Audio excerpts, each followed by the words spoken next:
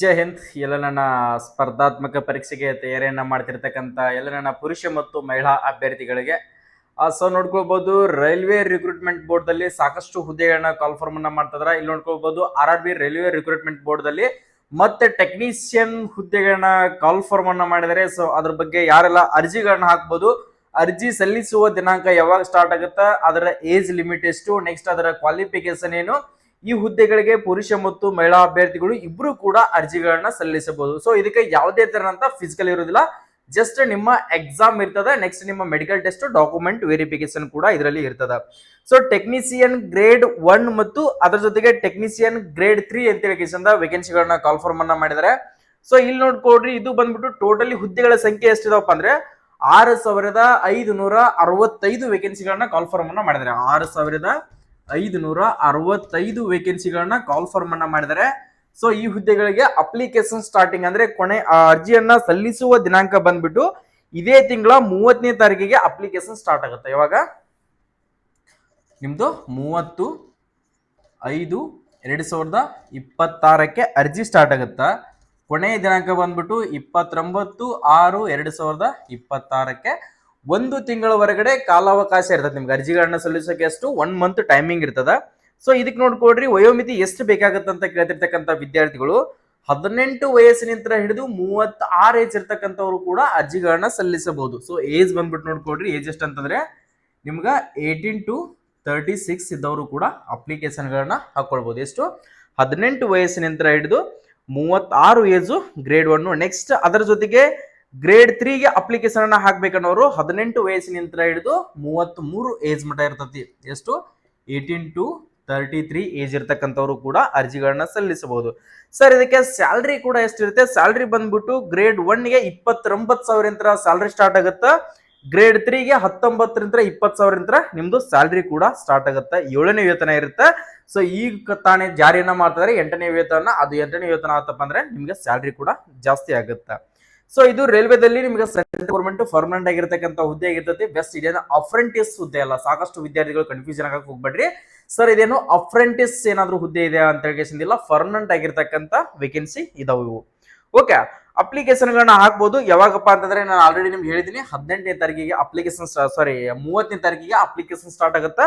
ಅವಾಗ application start ಆದ್ಮೇಲೆ ಕೂಡ ನಿಮ್ಗೊಂದು ಇನ್ಫಾರ್ಮೇಶನ್ ಕೊಡ್ತೀನಿ. ಇವಾಗ ಬಿಟ್ಟು ನಿಮ್ಗೆ ಡಿಪಾರ್ಟ್ಮೆಂಟ್ ವೆಬ್ಸೈಟ್ ಮುಖಾಂತರ ಒಂದು ಶಾರ್ಟ್ ನೋಟಿಸ್ ಅನ್ನ ಬಿಟ್ಟಿದ್ರೆ ಅದನ್ನು ಕೂಡ ನಾನು ನಿಮ್ಗೆ ಶೇರ್ ಮಾಡ್ತೀನಿ. ಓಕೆ, ನೆಕ್ಸ್ಟ್ ಟೆಕ್ನಿಷಿಯನ್ ಗ್ರೇಡ್ 1 ಏನಿದಾವಲ್ಲ, ಸೊ 323 ಹುದ್ದೆಗಳನ್ನ ಕನ್ಫರ್ಮ್ ಅನ್ನ ಮಾಡಿದಾರೆ. ಸೊ ಗ್ರೇಡ್ 1 ವೇಕೆನ್ಸಿಗಳು ಎಷ್ಟಿದಪ್ಪ ಅಂತಂದ್ರೆ ಗ್ರೇಡ್ 1 ಎದ್ದು ಸೊ 323. ನೆಕ್ಸ್ಟ್ ಗ್ರೇಡ್ 3 ವೇಕೆನ್ಸಿಗಳು ಎಷ್ಟಪ್ಪ ಅಂದ್ರೆ 6,242 ಹುದ್ದೆಗಳು ಇದಾವೆ. ಓಕೆ, ನೀವು ಯಾವ ಹುದ್ದೆಗೆ ಅಪ್ಲಿಕೇಶನ್ ಅನ್ನ ಹಾಕ್ಬೋದು ಅನ್ನೋದನ್ನ ನಾನು ಎಜುಕೇಶನ್ ಅನ್ನ ಇಲ್ಲಿ ನಿಮ್ಗೆ ತಿಳಿಸ್ಕೊಡ್ತೀನಿ. ಕ್ವಾಲಿಫಿಕೇಶನ್ ಅಂದ್ರೆ ನಿಮ್ಗೆ ಕ್ಲಿಯರಿಟಿ ಆಗಿ ಮಾಹಿತಿ ಕೂಡ ಸಿಗ್ತದ. ಇಲ್ಲಿ ಟೆಕ್ನಿಷಿಯನ್ ಗ್ರೇಡ್ 1 ಸಿಗ್ನಲ್ ಗೆ ಅಪ್ಲಿಕೇಶನ್ ಅನ್ನ ಹಾಕ್ಬೇಕನ್ನೋರು BSc physics and electronics, computer science ಮತ್ತೆ IT, instrumentation R degree diploma in engineering in relevant discipline from recognised institute ಅಂತ ಹೇಳಿ ಕೊಟ್ಟಿದ್ದಾರೆ. ಸೊ ಇಲ್ಲಿ ಬಂದ್ಬಿಟ್ಟು ಯಾವುದೇ ತರಂತ SSLC ವಿದ್ಯಾರ್ಥಿಗಳಿಗೆ ಅಪ್ಲಿಕೇಶನ್ ಅನ್ನ ಹಾಕೋಕೆ ಅವಕಾಶ ಇರೋದಿಲ್ಲ. ಸೊ ITI ವಿದ್ಯಾರ್ಥಿಗಳು ಅಪ್ಲಿಕೇಶನ್ ಹಾಕಬಹುದು. Next BSc physics, electronic, computer science ಇದ್ದವರು ಕೂಡ ಅಪ್ಲಿಕೇಶನ್ ಗಳನ್ನ ಸಲ್ಲಿಸಬಹುದು. ನೆಕ್ಸ್ಟ್ ಗ್ರೇಡ್ 3 ಅಂತ ಏನ್ ಹೇಳಿದಿನಲ್ಲ, ಸೊ ಗ್ರೇಡ್ 3ಗೆ ಯಾರು ಹಾಕ್ಬೋದಪ್ಪ ಅಂತಂದ್ರೆ 10ನೇ ತರಗತಿ ಮುಗಿದಿರಬೇಕು, ಅದರ ಜೊತೆಗೆ ITI ಅನ್ನ ಕಂಪ್ಲೀಟ್ ಮಾಡಿರಬೇಕು. 10+ ITI ಅನ್ನ ಕಂಪ್ಲೀಟ್ ಆಗಿರಬೇಕು. NCVT or SCVT related trade ಅಂದ್ರೆ ಡಿಪ್ಲೊಮಾದಲ್ಲಿ ನೀವೇನಾದ್ರೂ ITI ಮುಗಿಸಿದ್ರಪ್ಪ ಅಂದ್ರೆ ನೀವು ಗ್ರೇಡ್ 3ಗೆ ಅಪ್ಲಿಕೇಶನ್ ಗಳನ್ನ ಹಾಕ್ಬಹುದು. ಅದರ್ ಕೋರ್ಸ್ ಬಂದ್ಬಿಟ್ಟು ಇನ್ನು ಉಳಿದಿರ್ತಕ್ಕಂಥದ್ದು ನಿಮ್ಗೆ ಕೊಟ್ಟಿದ್ದಾರೆ. ಸೊ ನೀವು ಅಪ್ಲಿಕೇಶನ್ ಅನ್ನ ಹಾಕ್ಬಹುದು. ಸೊ ಇಲ್ಲಿ ಅಪಾರ್ಚುನಿಟಿ ಯಾರಿಗಪ್ಪ ಅಂದ್ರೆ ಗ್ರೇಡ್ 3 ದಲ್ಲಿ ITI ವಿದ್ಯಾರ್ಥಿಗಳು ಅಪ್ಲಿಕೇಶನ್ ಗಳನ್ನ ಹಾಕೋಕೆ ಅವಕಾಶ ಸಿಕ್ಕಿದೆ.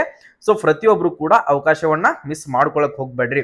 ಸರ್ SSLC ಮೇಲೆ ಅರ್ಜಿಗಳನ್ನ ಸಲ್ಲಿಸಬಹುದು ಅಂತ ಕೇಳ್ತಿರ್ತಕ್ಕಂಥ ವಿದ್ಯಾರ್ಥಿಗಳು ಇದು 10th ಮ್ಯಾಗ ಇರೋದಿಲ್ಲ. ಸೊ ಇದು ಬಂದ್ಬಿಟ್ಟು ನಿಮ್ಗೆ ಟೆಕ್ನಿಷಿಯನ್ ವೇಕೆನ್ಸಿಗಳಪ್ಪ ಅಂತಂದ್ರೆ ಇವು ಟೆಕ್ನಿಕಲ್ ಕೋರ್ಸ್ ಅನ್ನ ಮುಗಿಸಿರ್ತಕ್ಕಂಥ ವಿದ್ಯಾರ್ಥಿಗಳಿಗೆ ಮಾತ್ರ ಅವಕಾಶ ಇರ್ತದೆ.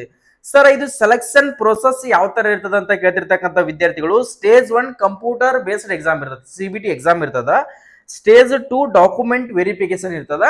ಸ್ಟೇಜ್ 3 ಮೆಡಿಕಲ್ ಎಕ್ಸಾಮಿನೇಷನ್ ಕೂಡ ನಿಮ್ಗೆ ಇದರಲ್ಲಿ ಇರ್ತದ. ಓಕೆ, ಟೋಟಲ್ ಎಕ್ಸಾಮ್ ನಲ್ಲಿ 100 ಕ್ವಶನ್ಸ್ ಗಳನ್ನ ಕೇಳ್ತಾರೆ. ಎಷ್ಟು 100 ಕ್ವಶನ್ಸ್ ಗಳು ಇರ್ತಾವೆ. ಸೊ 100 ಮಾರ್ಕ್ಸ್ ಇರ್ತತಿ. 1.5 ತಾಸ ನಿಮ್ಗೆ ಎಕ್ಸಾಮಿಗೆ ಟೈಮಿಂಗ್ ಇರ್ತೈತಿ. ನೆಗೆಟಿವ್ ಕೂಡ 1/3 ನಿಮ್ಗೆ ನೆಗೆಟಿವ್ ಮಾರ್ಕಿಂಗ್ ಕೂಡ ಇದರಲ್ಲಿ ಇರ್ತದ. ಓಕೆ, ನೆಕ್ಸ್ಟ್ ಅದರ ಜೊತೆಗೆ ಪೇಮೆಂಟ್ ಬಗ್ಗೆ ಏನಾಯ್ತು, ಪ್ರತಿಯೊಂದು ನಿಮ್ಗೆ ಎಕ್ಸಾಮ್ ಸೆಂಟರ್ಗಳು ಬಂದ್ಬಿಟ್ಟು ನಮ್ಮ ನಿಯರ್ ನಮ್ಮ ಕರ್ನಾಟಕದಲ್ಲೇನು ಕೂಡ ನಿಮ್ಗೆ ಎಕ್ಸಾಮ್ ಬರ್ತಾವ. ಸೊ ನೀವು ಔಟ್ ಆಫ್ ಸ್ಟೇಟ್ ಬರ್ತದೆ ಸರ್ ಅಂತ ಹೇಳ್ಕೇಸಿಂದ ಯಾರು ಕೂಡ ಗಾಬರಿ ಆಗುವಂತ ಅವಶ್ಯಕತೆ ಇಲ್ಲ. ನಮ್ಮ ಕರ್ನಾಟಕದಲ್ಲೇ ಕೂಡ ಎಕ್ಸಾಮ್ ಬರ್ತೈತಿ. ಸೊ ಈ ಹುದ್ದೆಗೆ ಮೇಲ್ ಅಂಡ್ ಫಿಮೇಲ್ ಇಬ್ರು ಕೂಡ ಅಪ್ಲಿಕೇಶನ್ ಗಳನ್ನ ಸಲ್ಲಿಸಬಹುದು. ಸೊ ಏನ್ ಟೆನ್ಷನ್ ಮಾಡ್ಕೊಳಕ್ ಹೋಗ್ಬೇಡ್ರಿ, ಅಪ್ಲಿಕೇಶನ್ ಗಳನ್ನ ಹಾಕೊಳ್ರಿ. ಇಬ್ರು ಕೂಡ ಅಪ್ಲೈ ಮಾಡಬಹುದು. ಫಿಸಿಕಲ್ ಇರೋದಿಲ್ಲ.